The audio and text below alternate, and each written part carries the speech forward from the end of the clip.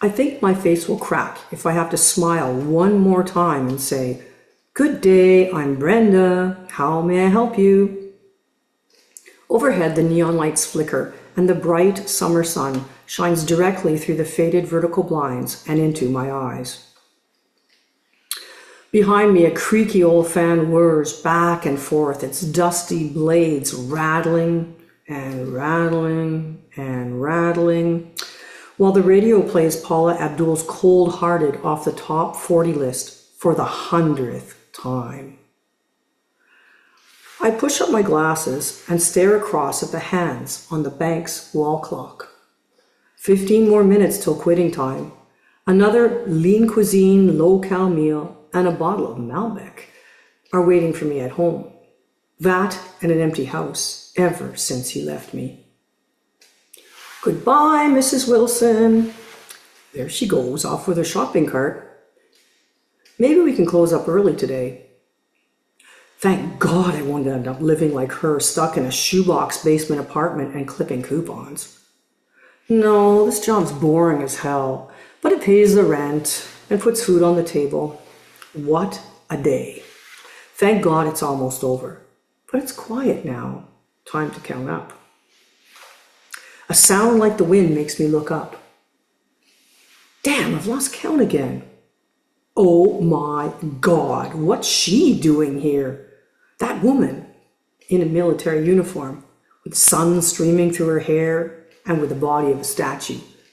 A Greek one, the kind I'll never see in person. I bet she thinks she's saving the world. Oh, great, she's coming to me. I paste my fake bank teller smile back on. "Good day, I'm Brenda. How may I help you?" All the while, I try not to think of that tall, big glass of ruby red wine. Just then, I catch a glimpse of my reflection looking back at me. Frizzy red perm with at least an inch of gray roots. Tortoiseshell glasses hiding crow's feet so deep you could swim in them.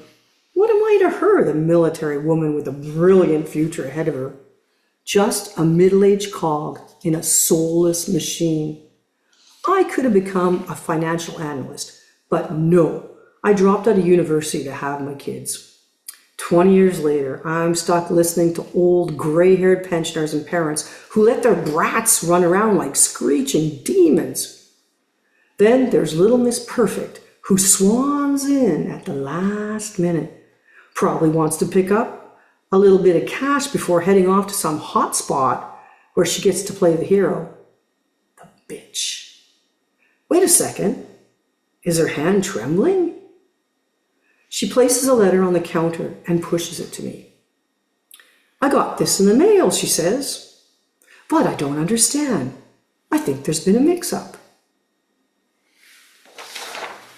Picking up the piece of paper, I glance over it quickly. It's from the loans department. Says here, you're 3 months overdue on your mortgage. If it's not paid within 30 days, the bank's going to foreclose. Jean's already shutting off her computer and fumbling in her purse for her car keys. The woman bites her lip. Well, that's just it. It must be a mistake. You see, my husband and I... There's a pause and she clears her throat. Her voice trembles as she continues. "We both have pay allotments. This can't be right." I steal a glance at the clock. Jean's getting ready to lock the doors. "Let me see your bank book."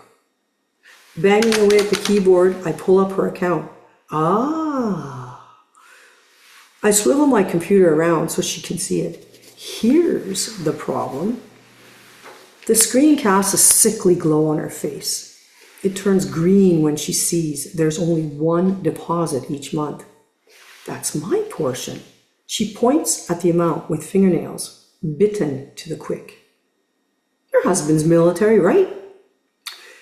Well, get him to contact his pay office. Their mistake. They can sort this out." I push the letter back to her and I smile. Easy peasy, time to go home. Her chest rises and falls, and she looks at me like a woodland creature with its leg caught in a trap. But then there's a withdrawal of the same amount, she stammers. It makes no sense unless he... As if it were a life vest, she grabs the counter. He must have canceled his pay allotment when he left me. My hands fly over the keyboard and a clue materializes on the screen. See here. I glance at the names on the account. Heather, look. The withdrawals were made from London, Ontario, on the same day your pay allotment went in. Her eyes flame in anger, and a fist bangs on the counter. That son of a bitch is draining the account to pay child support for his bastard child. Heather growls. Those eyes now hold determination. I can pay the outstanding mortgage, but he'll keep taking the money out, month after month, and I won't be able to do a thing. She taps a finger on her chin. I want his name off the joint account. That way he won't have access and steal the mortgage payments anymore. From the corner of my eye, I notice Jean giving me the look as if to say, hurry up, I want to go home. I give her a nod, and then I pull out a form. Get him to sign this. I point to the line where that two-timing snake's signature would be. Transfixed, I stare until it blurs into the memory of the cheating son of a bitch who screwed me over all those years ago. I push the form across the counter to her. Once he signs, we'll close the joint account, open a new one in your name only, and take the mortgage payments out from there. You'll have to get the pay office to transfer your allotment too. Heather's eyes dart back and forth over the black lines cutting across the white piece of paper, and her face drains of all color. He'll never sign. She removes her beret and leans on the counter. A spill of auburn waves falls over her face, and with a trembling hand she pushes it back. He said he was going to night school. Instead, that liar was out cheating and drinking. She called me that woman. I took a lot of nerve. She was in tears. Said he got her pregnant. He knew. And that's why he broke off with her. When I got off the phone, I kicked the lying piece of shit out. Her shoulder sags and she takes a ragged breath. No, he'll never sign. At work, I'll be giving a warning for financial problems. I could lose my job. She looks so forlorn, I reach over the counter and pat her hand. There's that look of despair that I know so well. Years ago, that was me. Young and eager, filled with thoughts that I would change the world, until he got me pregnant and left me high and dry. And look where I ended up. Grown kids who never call me.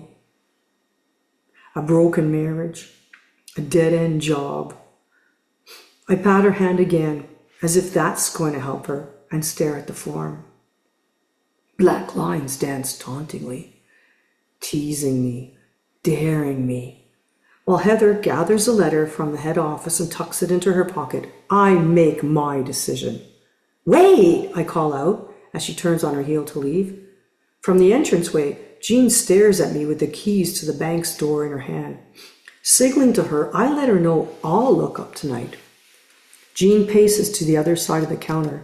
The keys fall from her hands with a clang, and then she disappears. Lights flicker in the empty bank.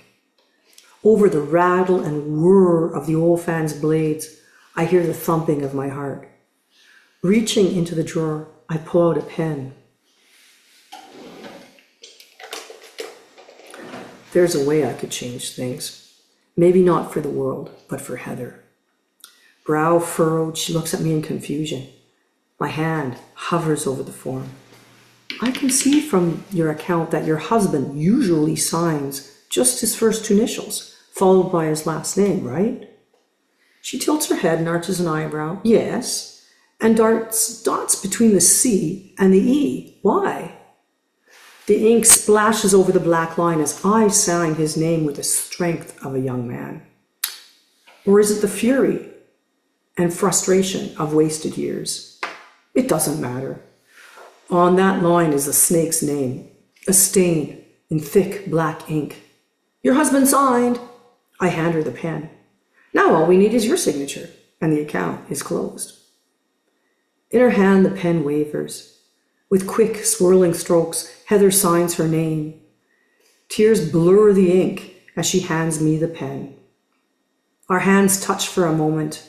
A look passes between us, and she says softly, "I don't know how to thank you."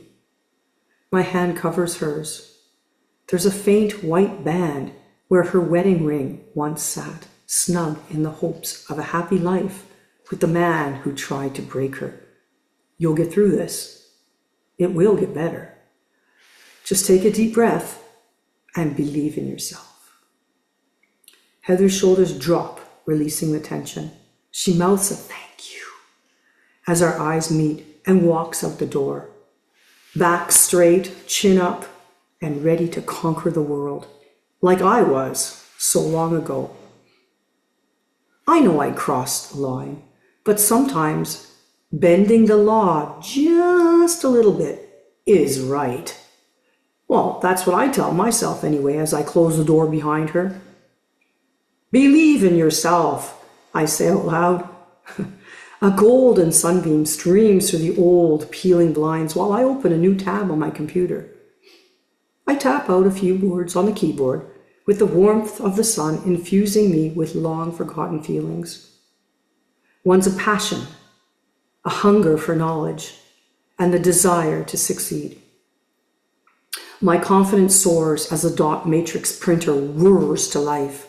It chugs along as it spits out an application form for a business degree, and I realize how that one act of defiance helped me find my own redemption.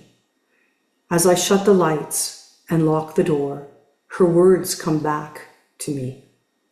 I don't know how to thank you, Heather. You just did.